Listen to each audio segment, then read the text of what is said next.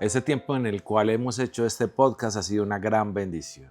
Hemos tenido invitados, gente muy hermosa, muy especial, y que con sus historias ha traído a mi vida y a la vida de los oyentes y de la gente que nos ve grandes cambios a nuestras vidas, porque realmente nos afectan ver la historia de Arnaldo y ver cómo él es capaz de sobreponerse a perder su esposa y su hijo en tan poco tiempo y seguir buscando de Dios y entender de que Dios lo quería para que le sirviera. O ver la historia de Lady, por ejemplo, cuando ella dice que ve cómo su ex marido trata de quitarle su hijo, pero ella aún así no se aparta del camino, sino que por el contrario se afianza más en el conocerle y en el buscarle.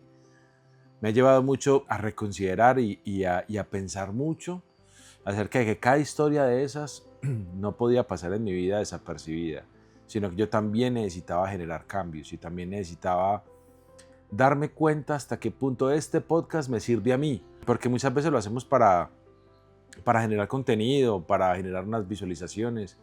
Mas en esta ocasión yo quería ser muy honesto con lo que hacía y descubrir realmente si Dios hablaba a mi corazón a través de esas historias. En la primera historia que tuvimos, que fue la de los de clásicos, ahí pude darme cuenta que Dios me empezó a hablar acerca de lo que significa el ministerio de alabanza de antes a lo que ahora actualmente hacemos, y me puso mucho a pensar cómo era nuestra adoración y cómo era nuestra entrega. Simplemente pensábamos en fórmulas o estamos enamorados del verdadero creador de la alabanza. Por ahí más adelante, con la historia de mi hermano, yo me ponía a pensar mucho, porque él contaba su historia, cómo perdió la oportunidad de estar en uno de los grupos más importantes que eran para él, y la oportunidad de pronto de viajar, de girar y todo eso, y cómo eso que era tan importante para él, Dios le dice, lo necesito, y se lo quita. Y ver cómo él ahora se ha convertido en un gran empresario, en un gran cantante, director, coach, tiene muchas cosas muy buenas. O sea que al final la vida no se quedó con la tragedia, sino que Dios les trajo bendición y les enseñó a partir de ahí y los proyectó, porque la vida de ellos no ha terminado. Y cada cosa que venía a mi vida me puso a pensar. Hubo una persona en particular que recuerdo que me hablaba acerca de la fe y me hablaba acerca de aprender a creer que Dios va a hacer lo que dijo que iba a hacer en nuestras vidas. Eso fue la hermana Beth, y me quedé como con eso en el corazón.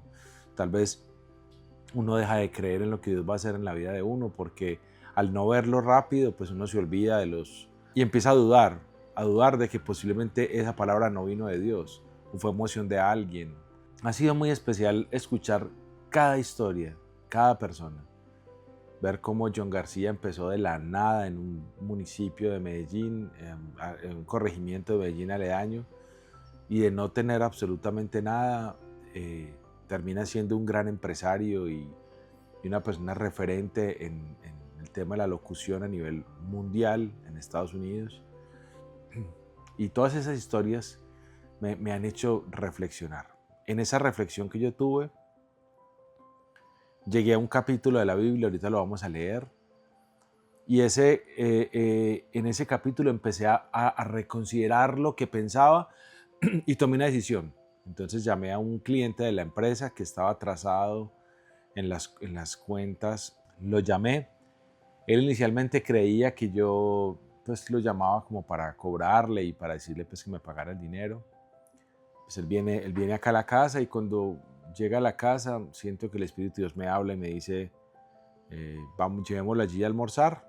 Nos fuimos para un restaurante cerca, y cuando nos sentamos en la mesa, nos sentamos esta persona, mi hijo y yo nos sentamos en la mesa. Entonces la muchacha mesera pues obviamente nos dice, bueno, ¿qué quieren comer? El plato del día es este, que es el más costoso, y estos son los platos más pequeños. ¿Cuál quieres? Él me mira y me dice, ¿cuál? Y yo le digo, no, escoge el que tú quieras. Él obviamente pues en ese momento, sin pensar en dinero, en nada, pues escogió el más costoso.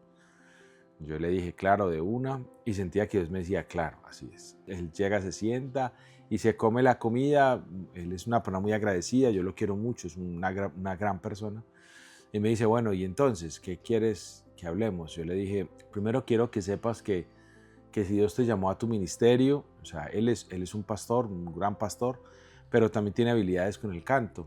Y yo le decía a él, Yo sé que no has podido pagar el tema de la producción, por temas económicos no has podido abonar a la deuda. Yo voy a ser consecuente con lo que estoy aprendiendo del podcast y no me debes nada. Dale, quédate con eso, Dios te bendiga, vamos para adelante. Y él me dijo, pero ¿por qué lo estás haciendo? Yo le decía, porque tengo que aprender a creer y a confiar en que lo que usted me debe no es lo que yo necesito para vivir. De hecho, yo debo muchísimo más dinero que el que tú me debes a mí. Y hoy por esta Navidad siento que lo correcto es como decir, dejemos así. Y lo hice de pronto en algún momento dado preocupado porque yo decía, bueno, vamos a necesitar ese dinero, estamos en una época de diciembre donde necesitamos el dinero. Pero lo hice inclusive sabiendo que tenía que pagar una deuda muy grande y que ya en este diciembre teníamos la última cuota para pagar. Y muy preocupado porque sabía que tenía que pagar esa cuota y que no tenía el dinero, decidí decirle a esta persona que ya no me debía nada. Confié en el Señor y le dije, Señor, no sé si voy a ver los resultados de esto o no los voy a ver, pero lo único que puedo hacer es que quiero confiar en tu palabra. Eso lo aprendí a partir de la palabra y a partir de todo lo que aprendí con la gente que vino, y especialmente con un versículo que dice, no imiten las conductas ni las costumbres de este mundo, más bien dejen que Dios los transforme en personas nuevas al cambiarles la manera de pensar. Y entonces aprenderán a conocer la voluntad de Dios para ustedes, la cual es buena, agradable y perfecta. Ahí entendí que una de las costumbres de este mundo es no perdonar. El perdón termina siendo súper importante, porque el mundo de hoy dice, si tú me la debes, tú me la pagas. Y no importa cuánto tiempo pase, inclusive pagando, siempre te van a tratar sin misericordia.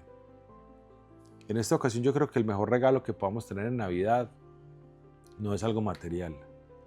Yo creo que el mejor regalo que pudiéramos tener en esta Navidad realmente es aprender a perdonar. En este caso, pues fue una deuda, pero hay problemas de perdón por todas partes. Tenemos gente con la que no hablamos, gente con la que no queremos ni siquiera vernos, ni siquiera chocarnos con ellos. Y hay que aprender a decir, perdóname o te perdono. Ojalá hoy sea un día para que entendamos que todo esto que ha pasado no es para conseguir likes, ni siquiera para mostrarme o mostrar el proyecto o algo así, sino para ver cómo Dios nos habla a través de las historias de otras personas. Y ver cómo si otros pudieron salir de ciertas circunstancias, nosotros también podemos salir de ellas. Aprender a reconocer a Dios en todos nuestros caminos, especialmente a través del principio del perdón. Por tantas personas que pude haber herido en el pasado, pido perdón. Por todas las personas que pude haber hecho daño en algún momento de mi vida, pido perdón. Y me gustaría que alguno de nosotros pudiera aprender a decir perdón también. Perdonar es el mejor regalo que podamos tener. Y si algo aprendí de toda esta gente que está acá, es a que quedarnos con el pasado solo para sufrir no tiene sentido. Perdonar fue un buen camino para podernos proyectar para lo que Dios quiere en nuestras vidas.